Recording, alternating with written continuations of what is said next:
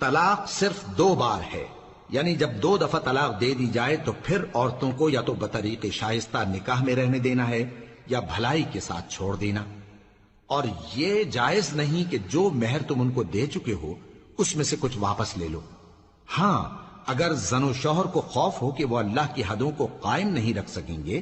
تو اگر عورت خاوند کے ہاتھ سے رہائی پانے کے بدلے میں کچھ دے ڈالے تو دونوں پر کچھ گناہ نہیں۔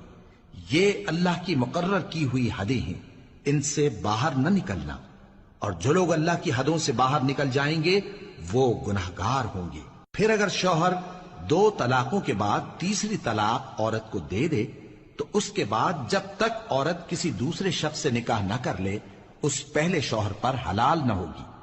ہاں، اگر دوسرا خاوند بھی طلاق دے دے اور عورت اور پہلا خاوند پھر ایک دوسرے کی طرف رجوع کر لیں تو ان پر کچھ گناہ نہیں، بشرطے کہ دونوں یقین کریں کہ اللہ کی حدوں کو قائم رکھ سکیں گے، اور یہ اللہ کی حدیں ہیں، ان کو وہ ان لوگوں کے لیے بیان فرماتا ہے جو علم رکھتے ہیں۔ اور جب تم عورتوں کو 2 دفعہ طلاق دے چکو اور ان کی عدت پوری ہو جائے تو انہیں یا تو حسن سلوک سے نکاح میں رہنے دو یا بطریق شائستہ رخصت کر دو، اور اس نیت سے ان کو نکاح میں نہ رہنے دینا چاہیے کہ انہیں تکلیف دو اور ان پر زیادتی کرو،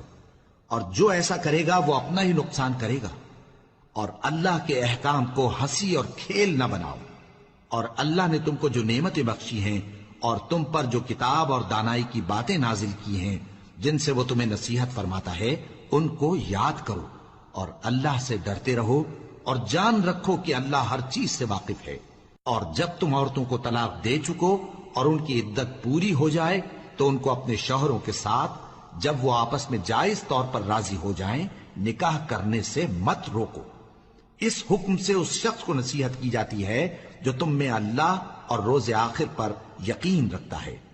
یہ تمہارے لیے نہایت خوب اور بہت پاکیزگی کی بات ہے،